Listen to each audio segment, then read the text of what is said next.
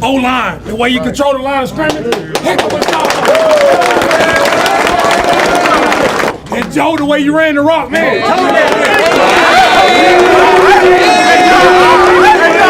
Foundation is set, bro. And we did everything that we needed to do to come out here and get the dub. Defense, y'all got that stop. Oh, we needed that first and we got it. Need to close that thing out. O-line, y'all boys went crazy. And we just got to keep on building each and every week, man. Yeah, first and foremost, I just want to give all glory and praise my Lord and Savior Jesus Christ. You know, we have that big red target on our back, you know, and that's something we didn't have last year. Something I'm kind of used to being from Ohio State. It's kind of what this team is about. Like, we love that pressure, we want that pressure, and we want to answer that bell every time we get a chance to. So, welcome on in, Houston Texans fans, the 1-0 Houston Texans. Happy to have you guys. You guys put on a clinic, a legit clinic, 29-27 victory. And this wasn't a perfect game from the Houston Texans. We'll start there. But this is a definition of knowing how to play with a target on your back. You know, CJ Stroud has not been quiet, chirping at these Indianapolis Colts boys. They were motivated. I've seen multiple episodes of them, you know, really reiterating how week one was going to be different, how the year is going to be different. And CJ, Coleridge, Bernard just went out there and started slinging that thing, doing big things. And so I would say first and foremost, I just loved that game between you two. And you can tell that there is an actual rivalry. There's a chippiness to how you guys go at it. And so I thought that was just great. 24 of 32 and 234 yards, 2 touchdowns for Mr. Coleridge, Bernard himself, and then Joe Mixon. Hi. We're going to talk about you a little bit later. 30 carries, 159 yards, and a beautiful touchdown. Nico Collins brought in 6 burgers for $117, as well as Stephon Diggs getting 6 receptions, giving us 2 touchdowns, and Mr. Tank Dell, 3 catches for 40 yards. This offense kind of just showed me off rip that you can start fast. You can start fast. There's so many other powerful offenses out there that start slow, and it is such a beautiful thing to see a team that has the ability to start fast, has the weapons, has the talents, has the scheme, has the coaches. Everybody's in one order and nothing goes awry. You know, nothing goes wrong. You guys started fast and you guys had flashes. There were mistakes, like I said, but everything was honky-dory. I got some things that I want to go over, of course. And the first thing, we got to talk about Joe. We have to talk about Joe. And to give you guys a legit perspective on how I am with Joe Mixon, not only am I an Oklahoma Sooners fan, but I'm also a Bengals fan. And so Joe Mixon has a very special place in my heart. But he also averaged 3.7 yards per carry last year. And myself, and this is perspective, right? This is perspective. Me, I'm like, okay, that's great that we have Joe Mixon, but I'm okay to let him go because we need more production from our backfield. That's what I was thinking. But the beauty in Joe Mixon and what he did, those 30 carries, 159 yards and a touchdown, it showed me, no, Miles, our offensive line was the issue. Joe's fine. Joe Mixon is great, hunky-dory. He's still good. But this offensive line for the Houston Texans, oh my gosh. They wanted all the smoke. Those guys were engaged. Those guys were playing some legitimate ground and pound type of game. That's what that was. And so it was beautiful to see that. It was beautiful to see Joe Mixon have so much space, have so much opportunity to pick his lanes and do his one-cuts.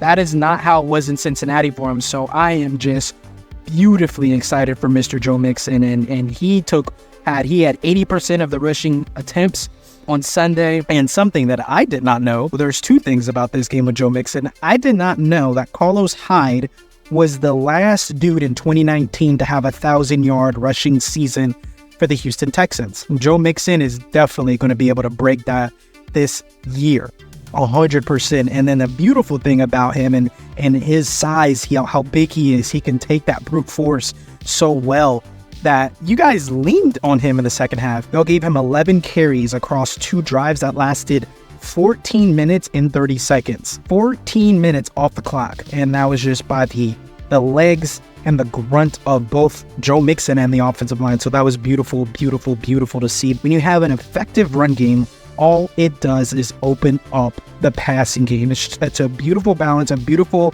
yin-yang within the game.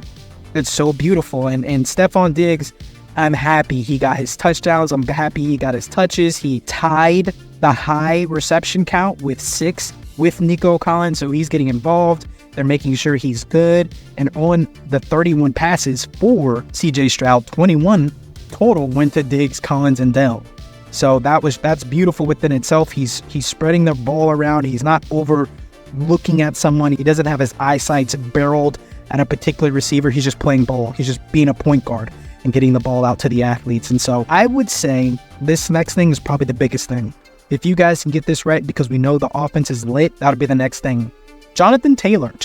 I'm actually just going to ramble off a few things about Jonathan Taylor. He's averaged 135 yards a game in the 6 contests that he's had with you guys, including 188 in that Week 18 game that sent you guys to the playoffs. He ran for 188, guys. Although, and you know, the Colts rushing game on the ground totaled 104, but he only had 48, which snapped a 4-game streak of him rushing over 100 yards. And that's the least amount of yards he's rushed against the AFC South in total. So that's all hunky-dory. And if you can get that defense to stop the run, and just like y'all did, y'all stopped the run, and y'all turned Anthony Richardson into a passer, a quarterback. No more running. No, we're going to make you pass. That's genius. DeMeco Ryans just knows the best way to get this defense engaged, hyped, and ready for their responsibilities, and knowing and understanding, if we stop this ball carrier, we're going to have the young, inexperienced quarterback throw the ball, and we'll see how good he really, really is. And so I just think that's a great game plan. Everything was beautiful in that regard, but we got to get straight to it. The man, the myth, the legend. Jonathan Taylor is not the only dude that has his number for other teams. Nico Collins himself has got his number on the Indianapolis Colts. He eats up the Colts like alive, murders them. And so in his last 2 regular season games, Nico hauled in 15 catches for 312 yards and got himself a touchdown, posting 6 catches and 117 yards in this last win. And then I would say about this offense, I was not hesitant, not a little bit, dismayed or confused, but I remember in the mock drafts, I wanted y'all to get Brian Thomas Jr. in the first round. I remember that's what I wanted. I thought that was going to be a great burner for you guys, but y'all didn't draft a receiver. And so what that showed me is that the front office knew and understood we got the guys. We have the guys. They made a trade for Stephon Diggs. So to have that internal growth, that ability to mold your young stars and pick the right ones. I mean, the first 2 years of Nico Collins, things weren't looking too great. That third year, the development, him be able to become more confident, and then Tank Dell as a rookie doing great things. That's a great pick. And then bringing in Stephon Diggs via trade. That's just all great things happening. Nick Casario, you are absolutely killing it, good sir. And then another thing that I want to talk about, and I guess this will be a great thing to wrap up, you guys did not play perfect defensively. You were able to stop the run beautifully. But this is what I was saying to a buddy of mine. I was saying, there were about 3 big 50-plus yard passing plays that the Colts used against the Texans, and in that regard, they ended up scoring 2 of those 3 times. 2 were touchdowns, and 1 was later on made into a touchdown. So if we can really grip that up in the secondary and not get beat for these big, deep passes, the score we're looking at is a 29-6 type of score if we take off 3 giant plays. So that within itself, this defense played lights out. I really truly believe that. I really do honestly believe that. But you're just going to get beat over the head a few times if you're really honing in and stopping the run. If you're really honing in and stopping the run game, you can get beat over the head a few times. And so we just want to minimize that as much as possible. Maybe they're going to get 1 50-yard bomb over our head because of how locked in we are in the run game. Not 3, right? So not 3 times. So week 1, we understand we got to get some nicks and crannies out of the secondary, out of the defense. The trenches offensively looked great, absolutely great. And we already know CJ and the boys, they're going to be doing things all right in that fashion. So I'm excited. You guys have the Chicago Bears next, and that is just going to be a fun game. And I think all you guys have to do is do what y'all did. play some great defense, stop the run, turn Caleb Williams into a quarterback fast, and allow him to try to figure out y'all's defense. Keep your headhunters hungry and let them go get the quarterback. And then offensively, y'all just got to do what y'all do. Y'all just got to do what y'all do, and things are going to be beautiful in that regard. Let me know what you guys think in the comments. Let's have a conversation. If I missed anyone out, let me know. We'll see you guys in the next one. Like, comment, and subscribe.